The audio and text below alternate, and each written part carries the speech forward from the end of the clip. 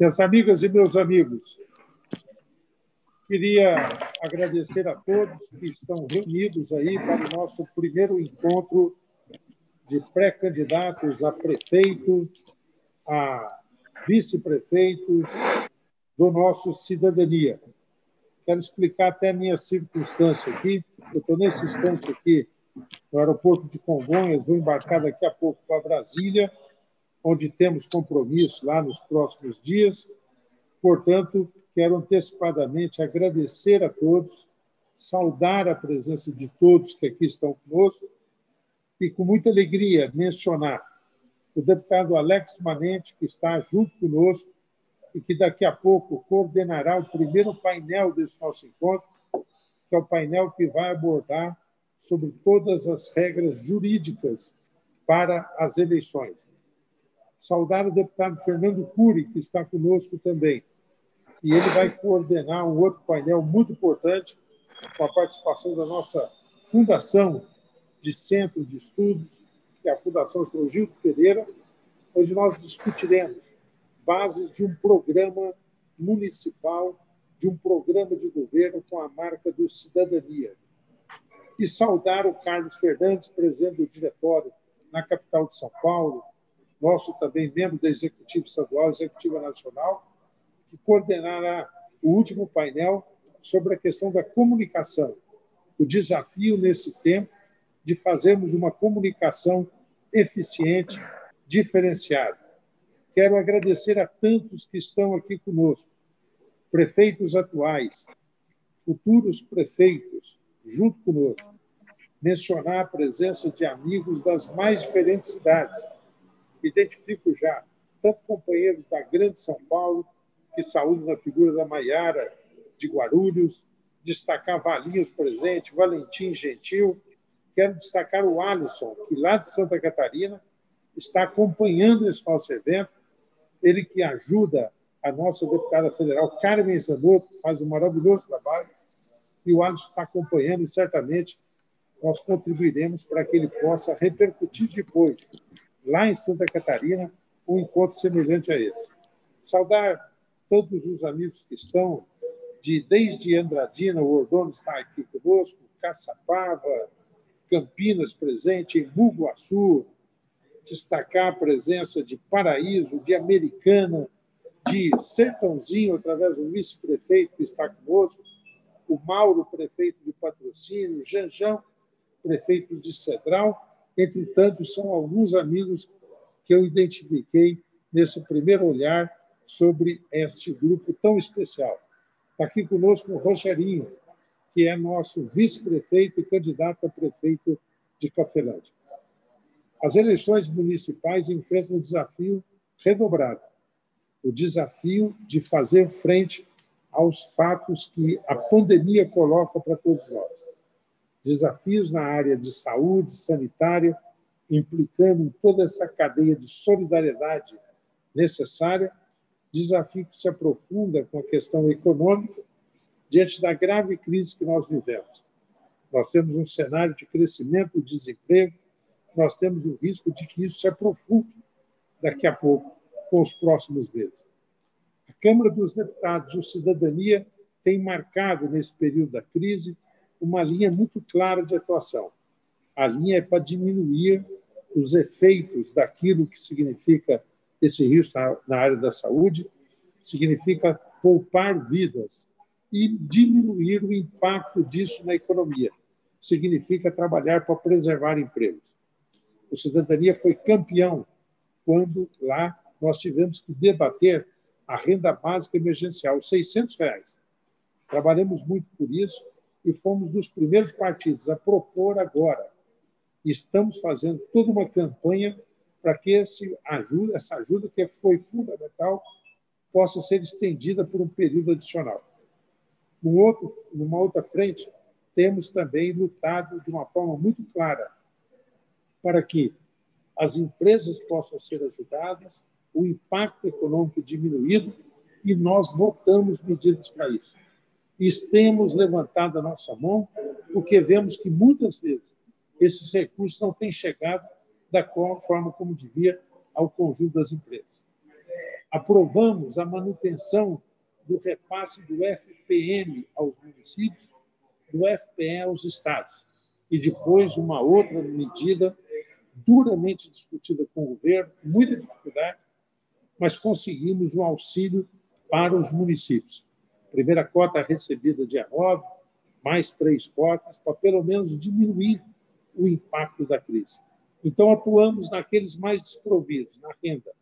Atuamos junto à empresa e temos atuado aí no que diz respeito ao auxílio aos estados e municípios.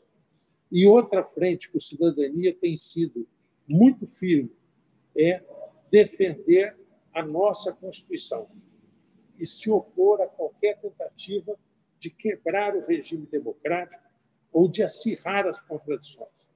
Nós temos defendido muito dureza naquilo que transgride o nosso sentimento democrático e firmeza na defesa da Constituição. Por isso que o nosso partido tem crescido de credibilidade, crescido e se prepara de uma forma muito significativa para as eleições deste ano. Estou muito contente, como presidente estadual de Cidadania, como líder do nosso partido na Câmara, de poder representar essas posições que, enfrentando a saúde, preservando empregos e defendendo a democracia, caracterizam uma marca e um compromisso nosso com a cidadania. Compromisso que nós vamos reiterar agora nas urnas, nas campanhas, nas proposituras. Uma campanha diferente por conta da pandemia. Por isso que hoje nós vamos trocar ideias. Eu vejo um grande número, alguns nos acompanhando pelo Zoom, outros nos acompanhando pelo YouTube. Vamos relatar ao longo do nosso encontro toda essa significativa participação que temos. Serão 3 módulos do nosso encontro. O primeiro, jurídico, repito, será coordenado pelo deputado federal Alex Manente. Depois, o segundo, coordenado pelo deputado Fernando Cury, que discutirá as bases programáticas para que, respeitando a característica de cada cidade, nós tenhamos o jeito cidadania de governar apresentado com coerência em todas as cidades. E, finalmente, ideias de estratégia com relação à comunicação no último painel coordenado pelo presidente do diretório na capital de São Paulo, na cidade de São Paulo, que é o Carlos Fernandes. Dizer que este encontro será acompanhado de outros que nós vamos fazer na sequência. Os demais voltados para os nossos candidatos a vereador e vereadoras. E como o número é grande, ainda bem, nós vamos fazer vários encontros regionais para ampliar a presença, garantir a participação e que todos possam estar junto conosco. De minha parte, orgulho de ter esse time com a qualidade como nós temos aqui em São Paulo. E passo a palavra agora ao Alex Manente, pedindo que ele faça a abertura do primeiro painel sobre regras eleitorais. E regras eleitorais, o Alex vai falar e eu já reafirmo, estou aqui em Brasília embarcando, porque amanhã, numa reunião dos líderes da Câmara, com o presidente Rodrigo Maia, com o presidente do TSE, o ministro Luiz Roberto Barroso, Tribunal Superior Eleitoral, nós discutiremos a data das eleições. Esperamos ter um sinal claro disso a partir da reunião de amanhã. Mas as eleições serão este ano, não haverá prorrogação. E eleições serão num momento muito especial, momento para consolidar a democracia, momento para se lançar as bases para fortalecer os municípios e retomar o desenvolvimento econômico. Compromisso nosso, compromisso do cidadania.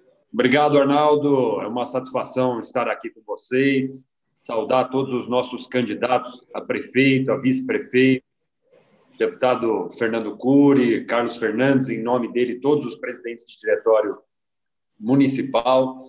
E, obviamente, é um momento em que nós estamos muito apreensivos ainda como se dará esse processo eleitoral. Essa pandemia pegou todos de surpresa, nós estamos modificando a maneira de vivenciar e também de enxergar as próximas eleições. O deputado Arnaldo Jardim, que é nosso líder lá na Câmara dos Deputados, tem reunião amanhã onde começará a definir o calendário eleitoral, que a priori está mantido, mas pode ser que existam modificações. Independente disso, nós teremos o debate sobre as regras eleitorais. Algumas modificações que foram feitas para este ano, para esta eleição especificamente, e creio que nós teremos um debate aí muito aprofundado da questão das redes sociais, inclusive na questão do direito das redes sociais, que é permitido, que é proibido, a questão dos fake news. Acho que o doutor Alexandre Bisoli, que é o nosso palestrante desse tema, poderá avançar um pouco nesse debate. Então, o Arnaldo já deu um pouco do panorama do que é o Cidadania. O Cidadania é um partido que tem marcado uma posição ética, combativa, democrática, que luta pelas coisas mais importantes. Creio que nós temos todas as condições e predicativos para poder fazermos bonito nessa eleição, até por conta da conduta que o partido vem adotando em todas as iniciativas. Creio que temos muitas condições de levar essa mensagem. E uma eleição como essa, que por conta da pandemia será um pouco mais silenciosa, creio que nós temos condições de fazer um debate de propostas e ideias, onde é possível aprofundar a questão ética, a questão do nosso partido. Então, eu quero agradecer a oportunidade de dirigir esse debate, chamar o doutor Alexandre Bisoli e quero fazer da seguinte maneira, um período para ele falar e aqueles que desejam fazer perguntas, a gente estabeleceu um teto aqui, um número de inscritos que já se inscrevam aqui online, pedindo para se inscrever, eu vou anotando. Finalizando a apresentação do doutor Alexandre, nós iniciamos, então, o debate das perguntas que chegaram. Vamos ter um teto, porque tem outros 2 seminários ainda a serem realizados, 2 quadros, e por isso é importante a gente ter um teto. Nós vamos estabelecer as 5 primeiras perguntas, se der tempo a gente faz mais alguma, mas quem quiser já manda no bate-papo aqui para a gente ir anotando a pergunta e já fazê-la imediatamente para o doutor Alexandre. Então, doutor Alexandre, eu agradeço aí mais uma vez a sua participação conosco, sempre nos dando todo o suporte, toda a orientação, um grande jurista que tem muito conhecimento, que pode clarear a vida aí dos nossos candidatos do ponto de vista jurídico. Com a palavra, o doutor Alexandre Bisoli. Obrigado, deputado Alex. Queria inicialmente aqui cumprimentar os presentes. Acho que ainda aqui presente conosco o presidente Arnaldo Jardim. Gostaria de mandar um abraço, agradecer pela oportunidade, parabenizar pela iniciativa. Gostaria de estender os cumprimentos aqui também ao deputado Fernando Cury, colega, né, que estivemos juntos aí trabalhando na última campanha na sua assessoria jurídica. O presidente municipal aqui da capital, Carlos Fernandes, da Visaia também, que tivemos a oportunidade de atendê-lo enquanto presidente estadual aqui do Diretório de São Paulo.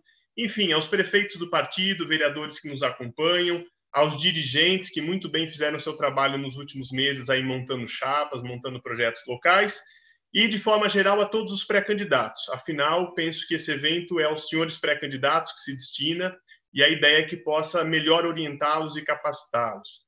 Eu costumo dizer, como advogado, que a gente segue uma série de regras na vida civil no nosso país, né? E a política tem se tornado algo extremamente profissional e organizado. Então, parabéns à cidadania.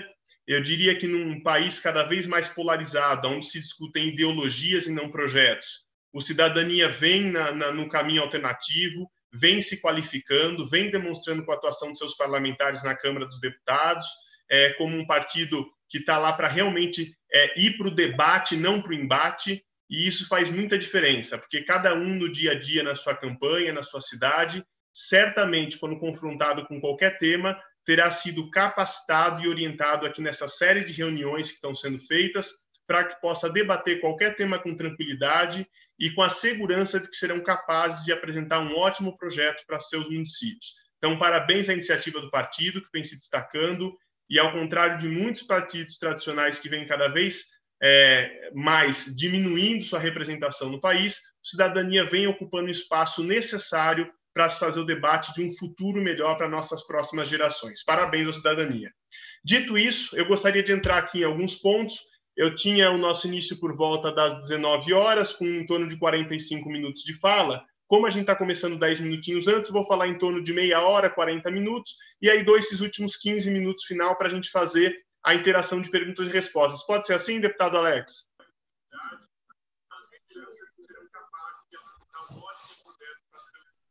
A gente faz, então, nessa dinâmica... Pode ser, sim. Exatamente. Aí deixa os 15 minutinhos finais de perguntas, tá certo? Fechado. Valeu. Pessoal, vamos lá. Quando a gente fala em regras de campanha, é importante dizer que, desde a redemocratização no país, as nossas eleições são disputadas com uma regra diferente do ano anterior. Ou seja, nós temos a cada eleição uma novidade. Uma novidade do ponto de vista de propaganda, de montagem de chapa, de quantidade de cadeiras, tudo vem mudando. Então, isso gera mesmo uma certa confusão. Mesmo aqueles que já estão acostumados a participar de processos eleitorais, que já participaram de mais de uma campanha, quando se deparam com um novo processo de disputa, têm dúvida a respeito das regras. E não é à toa. É assim porque realmente elas mudam a todo momento.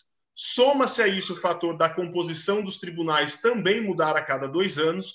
Então, provavelmente, a composição completa do TRE aqui de São Paulo não será a mesma das últimas eleições municipais e tampouco, aliás, não será a mesma das últimas eleições gerais, tampouco das últimas eleições municipais, que já foram há 4 anos. Nessa perspectiva, o TSE segue a mesma regra de biênios, e isso faz com que a gente tenha a cada eleição não só a mudança de regras, mas também a mudança dos juízes, dos ministros e desembargadores que vão julgar os casos concretos. Então, por isso que no direito eleitoral, mais do que decorar uma regra, eu gosto de tratar com todo mundo os princípios do direito eleitoral. Eles vão nos nortear para que, com bom senso, a gente consiga fazer escolhas e entender como o processo funciona, para que reste cada vez menos dúvidas e vocês possam fazer uma campanha ampla, entrarem na disputa com segurança, poderem fazer o debate da forma devida e se sentirem muito mais preparados que os seus adversários para conseguirem chegar lá nas urnas e terem um bom resultado e que todos possam ser eleitos. Nesse contexto, eu costumo iniciar falando a respeito desse período que nós vivemos, que é o chamado de pré-campanha, que é uma coisa meio criada, esse jargão de pré-campanha, e que não existe claramente na lei. Se você buscar na legislação eleitoral, não existe lá o período de pré-campanha de tal data, dentro do calendário eleitoral. Na verdade, nós dizemos que o que é pré-campanha é tudo que vem antes do início da campanha, que esse ano, como muito bem colocado aqui pelo deputado Arnaldo e pelo deputado Alex, ainda não se sabe exatamente quando será, pode ser mantida, pode ter alteração, provavelmente nas próximas semanas nós saberemos disso, mas a bem da verdade é que hoje o prazo das eleições esse ano ainda é 4 de outubro, então é com base nisso e é com essa perspectiva que nós vamos falar algumas coisas aqui hoje. Se algo mudar em relação a isso, certamente nós voltaremos aqui conversar com todo mundo e fazer as devidas atualizações. Mas para as regras gerais, guardadas algumas particularidades que eu vou aqui dizer, as regras são as mesmas, ainda que a eleição não seja em outubro, seja em novembro ou seja em dezembro, porque tem questões de prazo de calendário que mudam, mas as questões do que pode, o que não pode e como pode continuam mais ou menos iguais, independente da data da eleição. Dito isso, volto a falar aqui a respeito da pré-campanha. Então, tudo que vier antes do início oficial da campanha, que logo mais será definido quando poderá começar, hoje seria dia 15 de agosto, então tudo que vem antes disso, desde o final da última eleição, na prática é chamado pré-campanha. É o período entre uma eleição e o início da campanha da próxima. E o que se pode fazer nesse período, que é o que gera muitas dúvidas, principalmente nesse momento que muita gente está em casa, já tem sua pré-candidatura definida, já passou o prazo de filiação, já sabe o partido que escolheu para disputar a eleição, já sabe o domicílio eleitoral que vai disputar a eleição e, em alguns casos, já até se desincompatibilizaram dos seus cargos para poder disputar a eleição. Então, eu vou falar um pouquinho do que pode ser feito nesse momento para que vocês se sintam mais à vontade de poder encaminhar com segurança nesse período de pré-campanha, ok? Vamos lá. Quando eu falo em pré-campanha, existe uma premissa que foi estipulada no voto do ministro Fux. O ministro Fux, nas últimas eleições gerais, em 2018, veio com voto vistas após uma discussão no TSE a respeito do que configuraria ou não campanha antecipada. E ali ele fez uma proposta de voto que pudesse balizar os pré-candidatos para que entendessem os limites do que poderia ser feito ou não. São 3 premissas que eu vou aqui colocar, 3 balizas, na verdade, sendo que 2 delas são muito objetivas e uma um pouco mais subjetiva, mas eu vou ajudá-los também a entender, dentro dessa subjetividade da questão valor, o que é possível ou não. A primeira dessas 3 premissas é chamado conteúdo. Então, quando eu vou falar algo no período que antecede o início das eleições, eu tenho que me atentar muito ao conteúdo do que eu estou falando. Ou seja, eu só não posso pedir voto. Eu não posso falar, vote em mim nas eleições desse ano, vote em mim em 4 de outubro. Aí vocês me perguntariam, então eu não usando a palavra voto está resolvido? Eu diria, nem sempre. Por quê? Às vezes eu faço uma alusão ao pedido do voto sem utilizar a palavra voto. Então, como exemplo, se eu disser, não se esqueçam, no dia 4 de outubro, o doutor Alexandre nas urnas. Eu não usei a palavra voto em nenhum minuto, mas eu levei o eleitor, logicamente, a entender que era para contar com o voto dele nas urnas. Então, tirando essa frase construída ou tirando o pedido de voto exato que leve o eleitor a entender que eu estou pedindo o voto, eu posso dizer que eu sou pré-candidato nas eleições deste ano. E por que eu termo pré-candidato? Porque candidatura é só a partir da escolha em convenção. Enquanto você não for escolhido em convenção, se apresente como pré-candidato. Então, se eu não pedir voto, se eu não divulgar número, e aí tem que tomar um cuidado em relação ao majoritário ou proporcional. O candidato proporcional não é para ter número, ele só deve ter o seu número definido no momento da convenção. Lá os números são definidos, ou quem tem direito já de concorrer ao mesmo cargo que disputou na última eleição pode usar o mesmo número por força de lei, ou quem não tem terá um número ali ou amigavelmente distribuído numa conversa com a direção, ou até mesmo sorteado se der briga e ninguém conseguir se entender a respeito de 2 ou 3 querendo o mesmo número.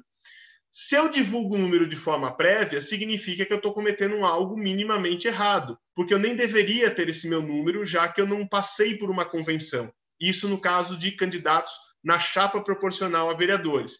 Aí vocês me perguntariam, e a candidatura a prefeito, que eu sei que o número será o número do partido? Aí deve-se fazer uma observação bem importante. Quando você faz uma campanha prévia institucional, Cidadania 23, ok, é permitido eu fazer uso da logo com o nome do partido Cidadania 23.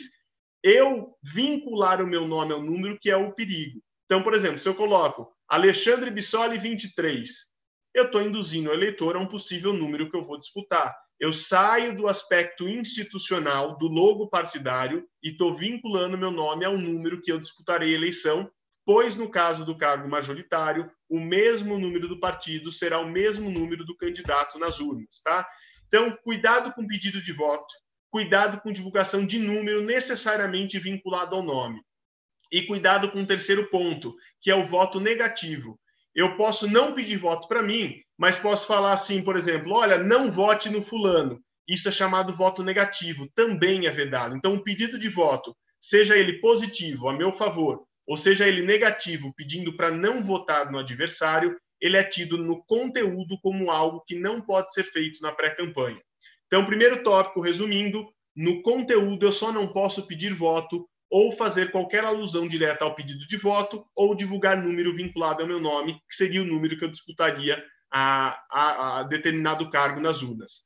Superado isso, todo o resto em matéria de conteúdo eu posso falar. Eu posso criticar a política da minha cidade, eu posso falar que eu sou pré-candidato porque eu penso sobre a saúde isso, sobre a educação aquilo. Eu posso dizer que se eu estivesse no lugar do prefeito ou no lugar de um vereador na Câmara, eu faria isso para o esporte, isso para a cultura, isso para assistência social. Eu posso falar de plataformas de campanha. Então, não é impedido ao candidato ir na sua rede social hoje dizer alguma coisa mais ou menos assim. Eu sou pré-candidato porque estou cansado da forma como a educação vem sendo conduzida nesse município. Se eu fosse prefeito, eu faria isso, isso, isso, aquilo. É diferente falar plataforma de promessa, tá? Não pode falar ainda, olha, se você votar em mim, eu vou fazer isso, isso, aquilo. Isso já é promessa, já é pedido de voto implícito, tá certo? Cuidado com isso. Eu posso falar de proposta, eu posso fazer crítica política, eu posso fazer sugestão de ponto de vistas, eu posso fazer reuniões com especialistas para colher informações para criar um plano de governo. Tudo isso é permitido fazer nesse momento. O que eu não posso é pedir voto e divulgar número vinculado ao meu nome e nem fazer o pedido negativo de voto, para não votar num adversário meu. Essa é a premissa quando a gente fala de conteúdo. Forma, o que é forma? Então, eu posso estar correto no conteúdo. Vamos dar um exemplo clássico. Era muito comum a gente ver em cidades do interior alguém fazendo um outdoor do Dia das Mães, dizendo, João parabeniza as mães da cidade X. Isso no conteúdo não é campanha antecipada, porque João é o nome de alguém, parabeniza as mães, não está pedindo voto, não está falando de campanha, não está falando bem nem mal de adversário, nem nada disso. Então, eu não teria, pelo conteúdo desse outdoor, nenhum problema, que seria felicitar as mães daquele determinado município. Mas eu tenho um problema na forma. O que esse voto do TSE, da lavra do ministro Fux, diz? Que eu não posso usar na pré-campanha nenhuma forma de divulgar a minha imagem ou as minhas ideias a respeito de visão política ou crítica política que eu não posso utilizar no período eleitoral. Ou seja, outdoor é um meio de propaganda que não é permitido ser utilizado no período eleitoral. Logo, eu não posso, nesse período pré-eleitoral, utilizar um outdoor para fazer promoção de imagem pessoal. Isso se aplica a todo tipo de material que não pode em campanha. Outdoor, cavalete, brindes, ou seja, tudo aquilo que na campanha eu não posso utilizar oficialmente, eu não posso, nesse período de pré-campanha, utilizar de alguma forma para promover o meu nome ou a minha imagem em determinada localidade, tá certo? Então, falei do conteúdo, falei da forma. Aí vem a dúvida. Rede social eu posso usar agora? Posso fazer post ou link patrocinado nesse momento? Como o deputado Alex falou, que a internet é uma coisa que gera muita dúvida. Posso. Se na campanha é permitido ao candidato fazer postagens pagas, postagens patrocinadas em redes sociais, se na forma é permitido lá, na forma é permitido agora na pré-campanha também. De que forma? Desde que o conteúdo, aquilo que eu vá falar na minha rede social e patrocinar o seu impulsionamento, não seja pedindo voto ou falando para não votar no meu adversário ou divulgando o número meu de candidatura, ok? Se no conteúdo eu estiver ok, a forma rede social é uma forma que você pode fazer propaganda, não, pode falar das suas ideias agora, inclusive de forma paga. É permitido que seja feito isso de forma impulsionada. Onde deve se fazer impulsionamento? Não faça em pessoas jurídicas, que não é permitido, exceto se o diretório municipal ou comissão executiva municipal fizer pelo próprio partido. Ao partido é permitido, nesse momento, fazer a divulgação das suas ideias e de seus pré-candidatos. Então, se não for pelo CNPJ do partido, que é o único autorizado, deve ser necessariamente feito na pessoa física do próprio pré-candidato. É assim que se deve fazer o impulsionamento nesse momento de pré-campanha. Cartão de crédito do pré-candidato ou boleto pago pelo pré-candidato e ser feito vinculado na sua conta pessoal, não conta de terceiros, ok? Essa é a regra para se fazer impulsionamento nesse momento. Terceiro ponto desse voto do ministro Fux, que define o que é uma pré-campanha e o que pode ser feito ou não, é o valor. Então, superada a questão do conteúdo, que eu posso falar, superada a questão da forma, que é aquilo pelo meio pelo qual eu posso divulgar, vem uma discussão que é mais subjetiva, que é o valor. Então, diz o ministro Fux no seu voto e seguido pelos demais no TSE, olha, o valor não pode ser desproporcional de forma a gerar abuso. E o que seria isso? Aí nós estamos num fator muito subjetivo, por quê? A depender do município que você vai disputar as eleições, o valor para as eleições, para a disputa de cada cargo pode ser diferente.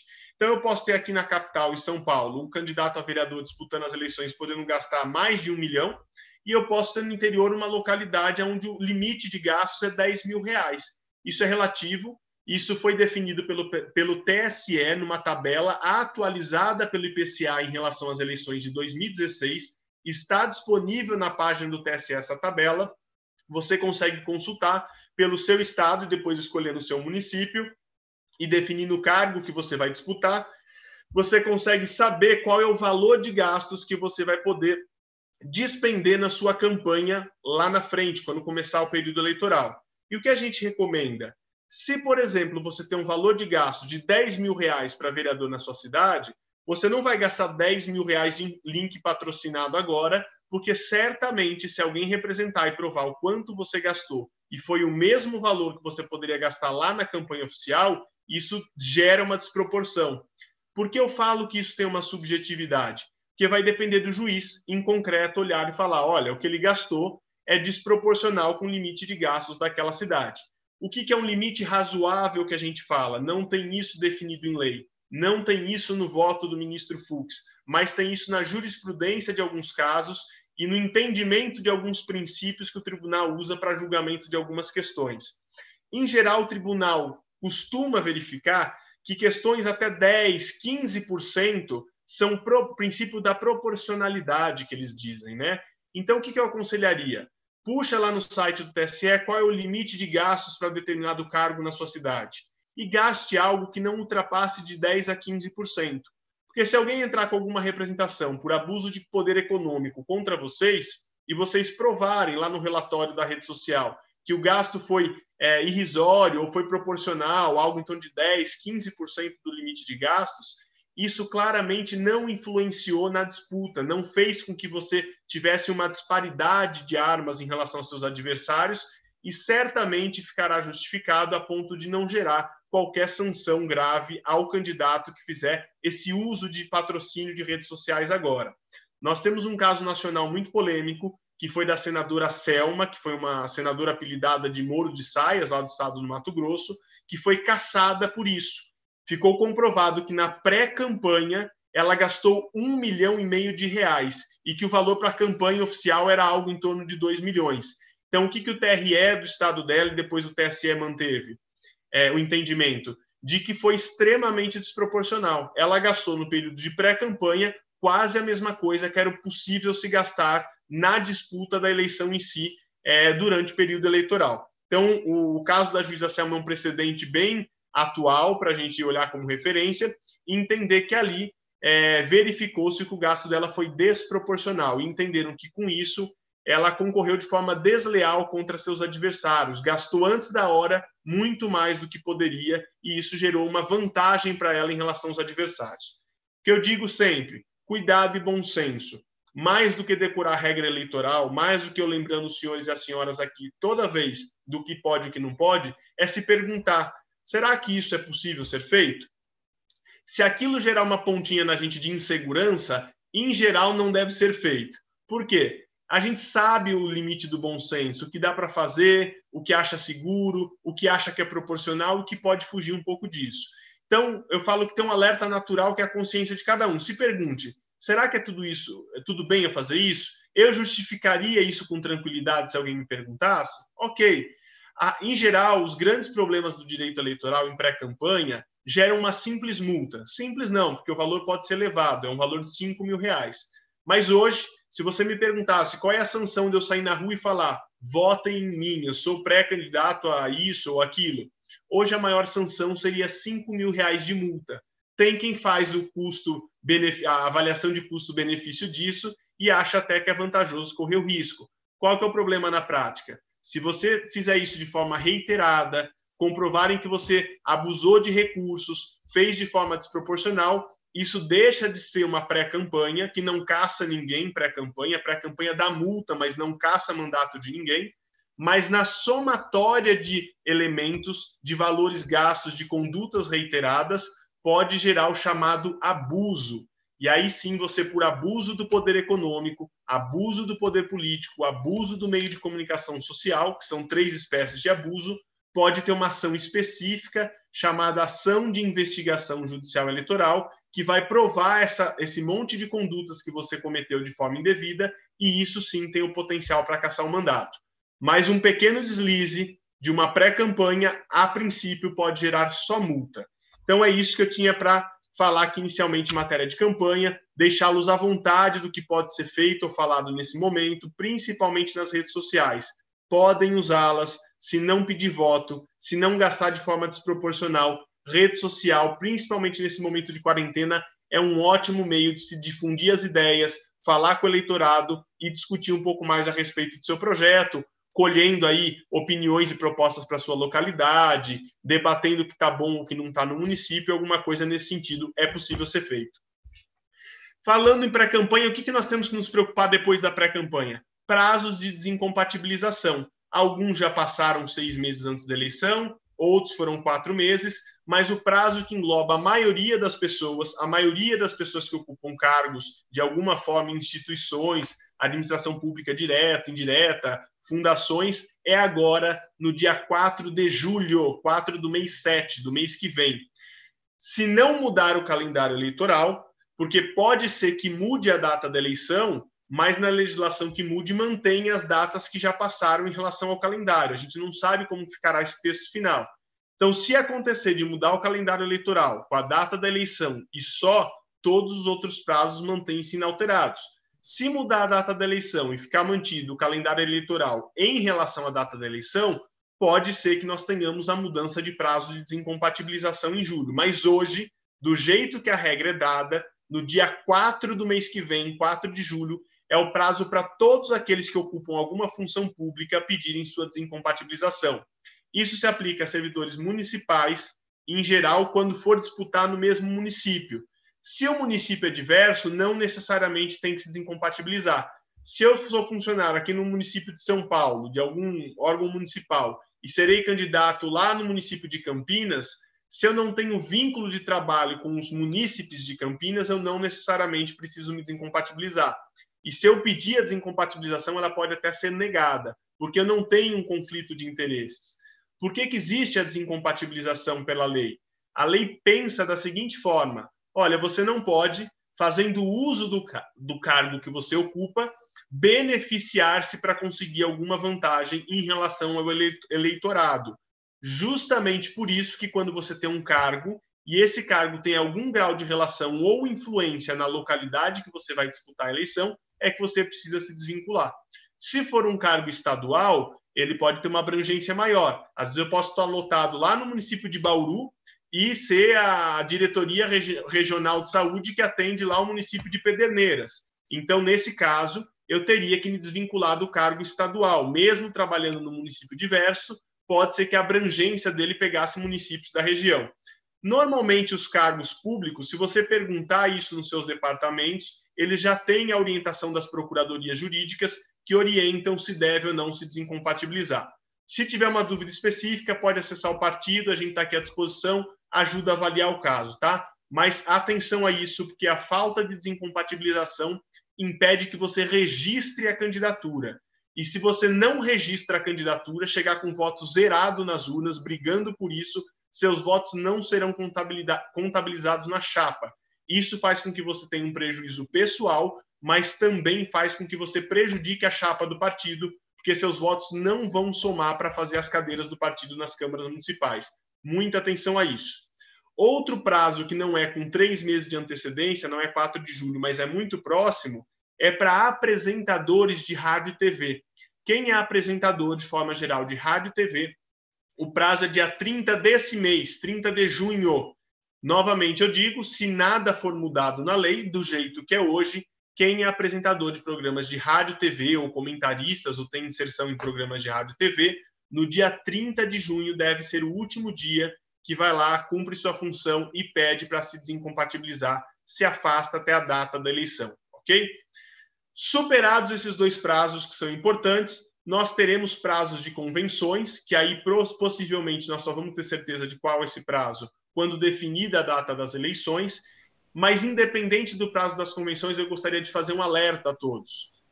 Quando você é escolhido candidato em convenção, necessariamente os candidatos têm que trazer uma documentação para registrarem suas candidaturas. E aí fica um alerta.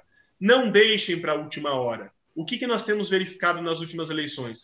Os candidatos esperam passar a convenção, pegar a ata, ver que foram escolhidos em convenção, e aí resolvem no fórum pedir as certidões que precisam para ser candidato, ir no Tribunal Regional Federal, vir no TJ aqui de São Paulo, enfim. Isso gera um grande problema porque, às vezes, os tribunais demoram até 1 semana ou 2 para emitir essas certidões. Infelizmente, o Tribunal de Justiça do Estado de São Paulo não é tão informatizado quanto deveria. Algumas certidões ainda só podem ser emitidas de forma física e demoram. E, principalmente em eleições municipais, onde tem muitos candidatos, eles não conseguem dar conta da demanda e chegam a demorar 15 dias para emitir uma certidão. O que acontece se o partido tiver que entregar o registro de candidatura sem sua certidão? Para não segurar a chapa, às vezes o partido vai mandar do jeito que se encontra. E se for enviado sem a documentação necessária, você pode ter uma impugnação de registro de candidatura, ou apresentada pelo Ministério Público, ou apresentada por algum adversário político seu. E ninguém quer discutir registro de candidatura numa campanha. A pior coisa que tem é sair dizendo para o eleitor por que sua candidatura está sub júdice. Falar para o eleitor, olha, eu fui distraído, não fui atrás da minha certidão a tempo, e isso deu um questionamento no meu registro de candidatura. É tranquilo, não vai dar nada. É verdade, realmente pode ser tranquilo, não dá nada. Mas vai ter que ficar se explicando para o eleitor. Ou então, outras coisas que eu costumo dizer. Por que é importante você ver antes a sua certidão, se está tudo ok?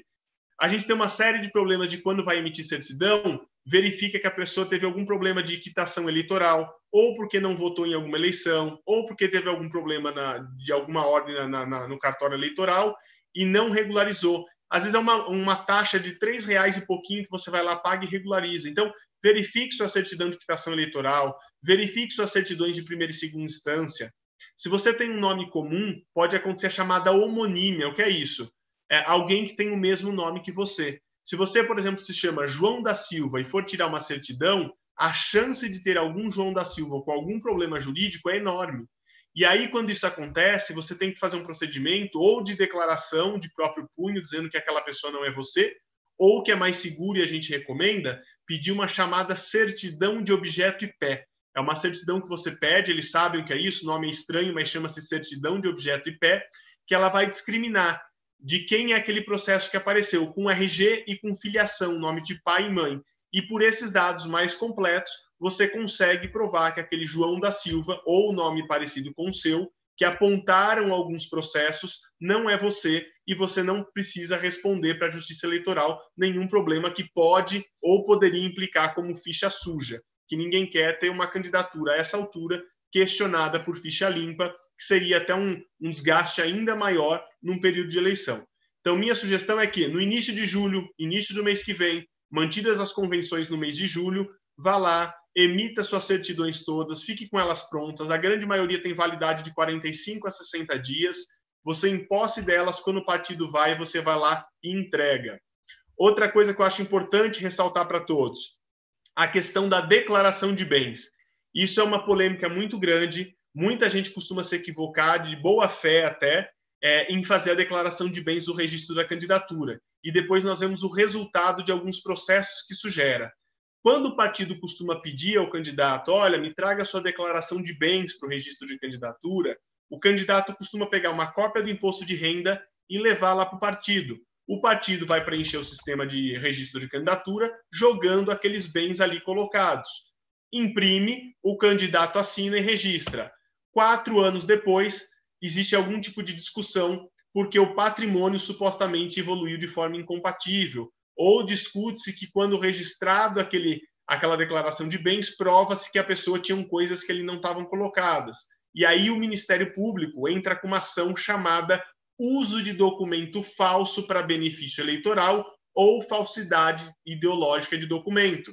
E sim, essas ações são mais frequentes do que parecem. O Ministério Público adora produzir número nas eleições, talvez até para justificar pedido de aumento de verba, não sei qual é o objetivo, mas existem uma série de ações que o Ministério Público adota e entra contra candidatos nas eleições com base em coisas simples. Por que isso acontece? Para quem entende de imposto de renda um pouco, é simples o que eu vou dizer. Você vai lançar no seu imposto de renda, que normalmente é enviado até abril, esse ano foi prorrogado para esse mês de junho, todos os bens e direitos que você tinha até 31 de dezembro do ano passado. Mas é possível que entre 31 de dezembro do ano passado e agora o seu registro de candidatura daqui 1, 2 ou 3 meses, quando for acontecer, que você tenha trocado de carro, que você tenha recebido algum outro valor, que você tenha recebido uma herança. Muitas coisas podem ter acontecido. Então, quando você for preencher sua declaração de bens para o registro de candidatura, use a declaração de imposto de renda como uma base, mas atualize o que está ali. Quando o partido for lançar, faz um rascunho à mão, a partir disso aqui, tinha, já não tem mais. Ou se tinha, mudou para esse outro aqui. Ou se não tinha, foi acrescentado, anote ali o que acrescentou. Porque aí você vai ter uma declaração efetiva e atual. Outra dica que eu dou para vocês, que também gera confusão, e depois tem uma discussão de evolução patrimonial indevida, é valor de bens. Muitas vezes alguém que comprou um imóvel há 10, 15, 20 anos atrás, lança o valor do imóvel lá R$50 mil, uma casa por R$50 mil. Para o imposto de renda, isso funciona, porque para a Receita Federal, você deve informar o valor da casa original e o dia que você vier a vender esse bem, você declara o ganho na venda e recolhe imposto de renda sobre esse ganho na venda. É assim que se faz na contabilidade para o imposto de renda. Para a candidatura, não. A Justiça Eleitoral quer saber o seu valor patrimonial naquele momento do registro da candidatura, justamente para poder medir se no exercício do seu mandato o que você enriqueceu foi compatível com o mandato que você ocupou. Então, qual é a outra dica que eu dou? Se você tem imóvel muito antigo, que não atualiza no imposto de renda, tá certo manter aquele valor no imposto de renda. No registro de candidatura, quando você faz a declaração de bens, você deve colocar aquele valor o mais próximo da atualidade possível. Não precisa sair fazendo pesquisa de mercado, pedir avaliação imobiliária, não precisa desse grau de detalhes. Mas pega mais ou menos a avaliação daquele bem nos dias de hoje e lance aquele bem com um valor atualizado, porque aí você não vai ter um problema de incompatibilidade com evolução patrimonial. Acho que essas dicas são importantes do ponto de vista da declaração de bens, porque, volto a dizer, é recorrente, nós tivemos mais de 800 processos na última eleição, 800 processos por discussão de divergência de declaração de bens. Ou seja, não é uma coisa que acontece esporadicamente e não é quem tem azar cai.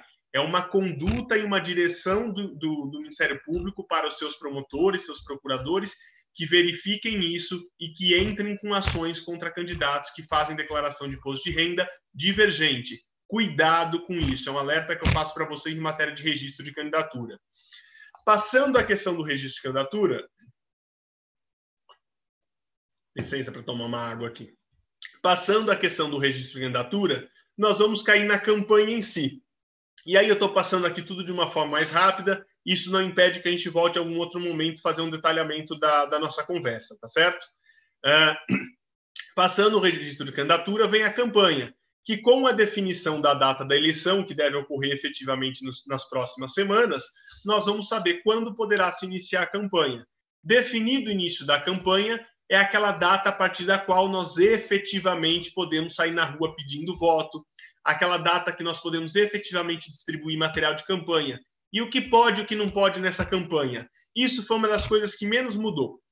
Por incrível que pareça, em relação à última campanha, em material de propaganda eleitoral, nada mudou. O que mudou significativamente da última eleição para essa, das eleições gerais, não das últimas municipais, da última eleição de 18 para cá, o que mudou significativamente foi o fim de coligações. Os partidos agora têm que lançar chapas próprias, não podem mais coligar para vereador. Pode só continuar a coligação majoritária para o cargo de prefeito. Então, tirando a questão de coligação que foi vedada para a disputa de vereadores, a propaganda, a forma de fazer campanha continua a mesma. E aí nós tivemos algumas limitações maiores em relação à eleição de 16, que foi a última eleição municipal. Então, lembrando um pouquinho da última eleição de 2018, foi criado um limite máximo de tamanho de propaganda. O que significa isso? Plaquinhas, adesivos, qualquer coisa que você for fazer em matéria de campanha visual, a lei estabeleceu 0,5 metro quadrado como limite. 0,5 metro quadrado é o quê? Uma medida quadrada? Não, ela pode ser circular, pode ser hexagonal, enfim, é hexagonal, ela pode ter a medida que você quiser, desde que a área total não passe de 0,5 metro quadrado. Normalmente, os programinhas das gráficas, que quando produzem as agências que produzem arte, dá lá para saber o tamanho que essa arte tem. Então, ela não pode passar de 0,5 metro quadrado. Com quais exceções? A lei só criou algumas exceções, aliás, só não excepcionou algumas coisas em relação a isso. Bandeiras. Se você for na legislação e ler sobre bandeiras, ela fala que são permitidos bandeiras e não deu tamanho. Então, se tem alguma propaganda que você poderia fazer acima de 0,5 metro quadrado e ser justificável isso, seriam bandeiras. Todas as demais, adesivos, bannerzinhos, plaquinhas, qualquer coisa que você fizer, a lei fala em tamanho máximo de 0,5 metro quadrado.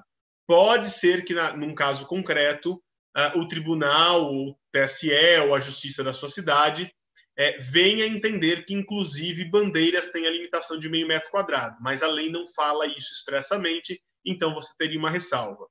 Outra coisa que também gera muita dúvida no período do que pode ou não pode fazer em campanha, rede social. O que eu posso e o que eu não posso fazer? Você pode fazer postagens com alguns cuidados. Você tem que converter a sua conta da rede social no seu CNPJ de campanha.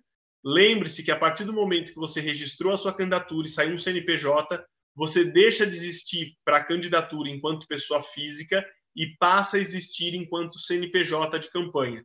Então, lá na sua rede social, para você contratar qualquer valor de link patrocinado, para poder promover qualquer coisa na internet, você deve mudar o seu registro de pessoa física para pessoa jurídica no seu CNPJ. fazer o pagamento vinculado à sua conta oficial de campanha e ali poder fazer as postagens. Qual que é o limite do que eu posso falar, o que eu não posso falar? Tem limite de valor? Não. O limite de valor é o limite de gastos que você pode gastar na campanha. O que eu posso falar? Pedir voto que você quiser. Você só não pode fazer ofensas. Nada que você fale que hoje seja claramente aceito na vida civil normal, não teria impedimento de ser feito lá. Você não pode chamar alguém de bandido, se a pessoa não for. Se a pessoa for condenada, você pode chamá-la de bandido, mas senão você não pode. Você não pode fazer ofensa moral, falar mal da mãe de alguém, do pai de alguém. Então, tirando algumas questões que poderiam ser injúria, difamação ou até calúnia, que seria imputar crime a alguém se não comprovado que essa pessoa cometeu, todo o resto você pode falar em rede social de forma impulsionada. Pode divulgar número, pode divulgar arte de campanha, tudo isso está lhe permitido. Você só precisa ter o cuidado de colocar link patrocinado. Normalmente, quando você faz o registro de candidato, ele já é um campo que você preenche da rede social. Isso é o próprio Facebook, o próprio Instagram, o próprio Twitter que cria lá a possibilidade de você colocar aquilo como patrocinado e o CNPJ de campanha, tá? Então, pede auxílio de alguém que mexe com comunicação, eles sabem fazer esse cadastro. A importância que tem é como se fazer essa propaganda por rede social, desde que tenha ali colocado que o link é patrocinado do CNPJ de campanha. Fora redes sociais, o candidato pode ter um site ou pode ter um blog, mas não pode comprar espaço em páginas da internet. O que significa isso? Eu não posso ir lá na página da UOL, na página do Terra, na página de qualquer desses sites, em geral, de internet, e comprar um espaço. Falar, olha, eu quero comprar um espacinho aqui para fazer uma propaganda minha. Não é permitido comprar espaço na internet. Não é permitido comprar espaço em rádio e televisão. Jornais e revistas. Posso? Posso. Revista no limite de 1/4 de página, no máximo por 10 edições daquela revista, e jornal no máximo 1/8 de página, seja jornal virtual ou jornal impresso, 1/8 de página, no máximo por 10 edições daquele jornal durante o período eleitoral. Essas Doutor são as Alexandre, para propaganda doutor em Alexandre, jornais, revistas. Rádio e televisão, doutor Alexandre, eu não posso comprar horário nenhum. Prefeitos e vereadores, como fica o horário de tempo de rádio e televisão? Não existe mais o horário eleitoral gratuito do programa para vereadores, só existe para prefeitos. Os vereadores, o que tem é só o tempo daquela inserção, aqueles comerciaizinhos que acontecem durante o dia. Espera aí, tem alguém tentando falar aqui? É isso? Estou vendo aqui o... Doutor Alexandre, só para a gente poder dar sequência, sua explanação está excepcional. É isso que eu vi o recado aqui? Está muito detalhista, certamente os nossos candidatos estão tirando todo o proveito possível, mas como nós... Então, deixa eu concluir essa parte e vai para as perguntas já. Como nós temos os módulos... Então, a questão de rádio e televisão, para prefeito tem o programa... Alô? Estamos ouvindo, doutor. Conclua. Até agora veio. Não estava vindo áudio para mim, agora veio, desculpa. Conclua essa parte, porque sua explanação está excepcional, mas nós precisamos ter os outros módulos e ainda tem alguns questionamentos aqui que eu passarei. Isso, que eu tinha estabelecido justamente esse horário aqui, 17h30, para dar os 10, 15 minutinhos. Pode ser? Pode, vamos lá. 2 minutos eu encerro. Então, rádio e televisão esse ano, vereadores só tem as inserções diárias, que são aqueles comerciaizinhos. O programa em si, que é aquele que acontece todo dia nos 2 horários, da hora do almoço e da noite, só para candidaturas majoritárias de prefeito. E o último alerta que eu faço, que muitas pessoas tiveram problemas nas últimas eleições. E aí, deputado Alex, sem prejuízo de quando tiver definida efetivamente a data das eleições e o início da campanha, a gente voltar aqui e falar um pouco mais diante do calendário eleitoral concreto, tá? Mas uma coisa que é importante desde já e também vale para as eleições: divulgação de pesquisas e enquetes.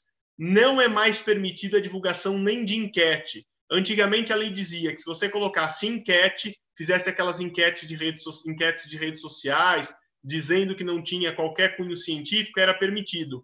Hoje não pode ser feito mais levantamento de enquete por rede social, não pode ser feito mais enquete por WhatsApp, tudo isso gera multa. Nós defendemos 4 casos nas eleições passadas aqui no escritório de pessoas que fizeram essas enquetes por WhatsApp e tomaram multas que começam em 60 mil reais, vai de 60 a 100 mil reais. Cuidado com essas enquetes de redes sociais que são perigosíssimas. E a lei diz divulgar ou compartilhar, ou seja, se você não fez, mas recebeu de alguém e compartilhou, você pode ser multado da mesma forma. A única forma de levantamento e divulgação permitida são pesquisas oficialmente registradas nos tribunais regionais eleitorais dos seus estados. Qualquer pesquisa divulgada sem o devido registro e número do registro colocado junto pode dar uma multa que começa em 60 mil reais, pode chegar a 100 mil reais. Esses são os alertas principais que eu faço. Esse é o assunto que eu gostaria de percorrer um pouco com vocês hoje e passar agora para perguntas mais práticas para que a gente possa aqui dar essa dinâmica do evento e permitir que os próximos colegas à noite possam falar com vocês. Obrigado, deputado Alex, à disposição. Muito obrigado, doutor Alexandre. Sua explanação foi muito detalhista, inclusive a maioria das perguntas já estão respondidas na sua exposição. Muito profissional, muito qualitativa, e eu tenho certeza que nos ajudará muito. Mas eu vou passar algumas perguntas e estou pensando em passar todas diretas, doutor. Se o senhor já puder anotar, algumas já foram respondidas, mas é bom reforçar. O Mauro pergunta: como divulgar os feitos da prefeitura sendo candidato à reeleição sem cometer crime de campanha antecipada? Uma pergunta que chegou bastante você falou detalhadamente, mas é importante reafirmar. Quais são as datas de afastamento de funcionário candidato? O Edson de Arapeí pergunta: qual é o mínimo de uma chapa de vereadores? Obviamente, de acordo com o número de vereadores de cada cidade. E a Beth Godoy: depois das convenções, posso divulgar minha candidatura no Facebook, no WhatsApp? Você também já respondeu, mas é importante recolocar esse tema. Já passo a palavra para poder fazer as respostas das perguntas e passarmos ao próximo módulo. Bom, vamos lá. Quanto à pergunta de como divulgar o mandato de quem vai à reeleição, aí nós temos um cuidado ainda maior. Na verdade, eu diria o seguinte: não precisa levar como crime de campanha antecipada. A campanha antecipada, como disse aqui, ela não é um crime. Sequer ela é hábil a cassar o mandato ou a candidatura de alguém. Ela pode, no máximo, gerar uma multa, o chamado campanha antecipada. Mas quem é candidato à reeleição, no caso de prefeitura, mais cuidado do que a chamada campanha antecipada, tem que tomar cuidado com o chamado abuso do poder político, que é o quê? Usar a estrutura pública, a máquina pública, para fazer essa divulgação. Quem é prefeito à reeleição tem um limite de gastos, que é a média dos 3 primeiros semestres dos últimos anos do que foi gasto em publicidade. Então, pega os 3 primeiros semestres dos 3 primeiros anos de mandato, o que foi gasto ali, deve-se fazer uma média, soma-se os 3 e divide por 3. Essa média é o limite de gastos que pode ser feito pelo órgão público, desde que seja institucional. Na esfera pessoal, você tem maior liberdade. Ou seja, por mais que seja um candidato à reeleição, se na sua página pessoal você utilizar a sua fala, os seus conteúdos pessoais e os seus posts patrocinados com o seu dinheiro pessoal, ali você tem a liberdade de fazer isso sem ser chamado de campanha antecipada, desde que não peça voto ou não diga preciso continuar por isso, ou melhor projeto para continuar à frente de tal município. Cuidado com isso, porque numa reeleição dá a entender que você está pedindo para continuar, é uma espécie de pedido de voto indireto. Que apesar de não ser explícito, mas qualquer juiz que pegar isso vai entender que quando você pede para continuar no mandato, ele entende que está pedindo para votar no candidato de novo. Então, eu diria o seguinte: para quem é prefeito à reeleição, na página pessoal, pago com dinheiro pessoal, cartão de crédito pessoal, fique à vontade. Com qual cuidado? O material que vai ser utilizado. Não use o fotógrafo da prefeitura, o assessor de imprensa da prefeitura para ficar alimentando sua página pessoal, porque isso pode gerar um conflito, e aí não é problema de campanha antecipada, porque na forma vai estar correta, no conteúdo vai estar correto, no gasto feito pode ser um gasto baixo estar correto, mas se provado, incorreria no chamado abuso do poder político, estar usando a estrutura pública a favor de uma candidatura pessoal à reeleição. Então, tua maior preocupação não é necessariamente a campanha antecipada, É o chamado abuso do poder político, que tem que estar totalmente atento, ter equipe separada, não utilizar a estrutura da prefeitura. Se você for pegar qualquer foto ou realização da prefeitura para divulgar na sua página pessoal, pegue aquelas que já estão em domínio aberto no site da prefeitura, que qualquer cidadão poderia lá ir ao site e ter acesso. Não use arquivos pessoais da prefeitura que só você tem acesso pelo fato de estar ocupando o cargo de prefeito. É uma espécie de privilégio em relação a seus adversários quando você tem acesso a um material ou alguma informação pelo fato de ser prefeito e aquela informação não estaria disponível a outras pessoas da mesma forma. É esse o alerta que eu faço. Do restante é seguir a premissa do que eu falei, conteúdo, forma e valor, que está tranquilo. Quanto à pergunta que fala também de candidaturas, nós temos hoje o limite de pelo menos 9 vereadores nas localidades, e aí em cada cidade. E aí tem uma regrinha que define mais ou menos a quantidade de vereadores pelo número de eleitores da cidade em relação a 150% ou 200%.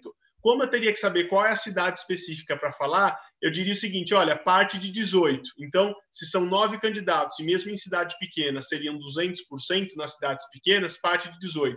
Mas eu posso compartilhar rapidamente aqui, enquanto vão ter nas outras palestras, eu me comprometo com vocês, eu tenho um arquivo que eu fiz recentemente para uma aula, acho que eu dei no Renova BR, falando sobre isso, e eu coloco para vocês a tabelinha que eu fiz aqui, eu deixo aqui para vocês colocarem, terem acesso no chat aqui da nossa conversa, eu deixo ela disponível. Ela já é detalhada com vários números de cadeiras e municípios e a quantidade de candidatos. Eu acho que facilita a sua vida, é mais fácil, mas seriam 9 cadeiras, então 18 candidatos na chapa é o mínimo que precisa ter. Lembrando que 30% precisa ser mulher, e esse cálculo de mulher, a fração de até meio é arredondado para cima, não para baixo. Ou seja, deu meio, é uma mulher inteira, não é arredondado para baixo. Essa tabelinha contempla até o cargo de mulheres, eu coloco aqui para vocês. E, por fim, acho que tem uma outra questão. Eu perdi aqui, deputado Alex, tinha mais uma terceira, não tinha? A questão da desincompatibilização, desculpa, anotei aqui ao lado.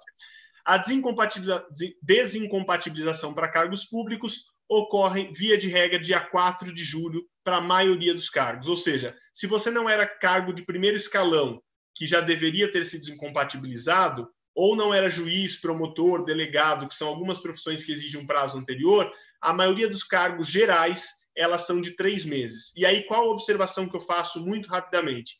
Às vezes você não é funcionário público direto, mas é dirigente de uma entidade que recebe dinheiro público.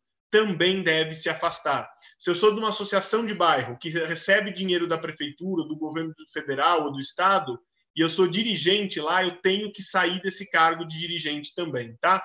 Então, tudo que recebe recurso público de forma direta ou indireta e que tem algum poder de gestão de alguma área pública deve sair ou da diretoria, se for membro de associação, de direção, ou do cargo, se for funcionário.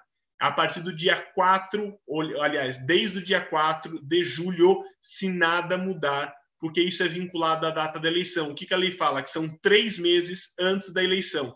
Se a eleição mudar, nós não sabemos se esses 3 meses vão ser em relação à eleição ou se ficarão mantidos em relação à data de hoje. Isso nós temos que esperar a mudança da legislação. Doutor Alexandre, muito obrigado pela sua participação, muito produtivo. Teremos novos encontros quando se aproximar o processo das convenções, depois de definido o calendário. Será muito importante a sua participação. Nós agradecemos aqui, em nome do Cidadania de São Paulo, a sua valorosa exposição, que certamente clareou muito a visão dos nossos pré-candidatos.